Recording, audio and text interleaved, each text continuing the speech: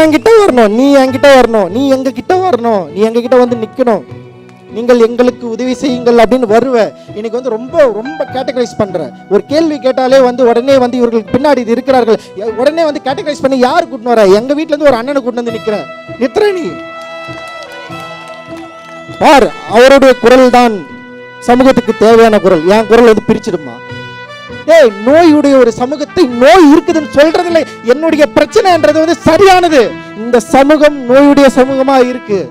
அந்த சமூகத்தை, நோயுடைய சமூகத்தை சரி செய்யணும்னா முதல்ல சரியான மருத்துவர்கள் தேவை. அந்த நோயை கண்டறிய வேண்டிய தேவை நமக்கு இருக்கு.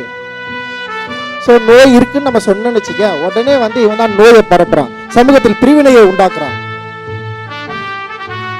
சமூகம் சரியாவதற்காக வேலை செய்திருக்கின்றோம் பல நூற்றாண்டுகளாக. இப்ப கிடையாது. ஐயன் திருவள்ளுவன் காலத்தில்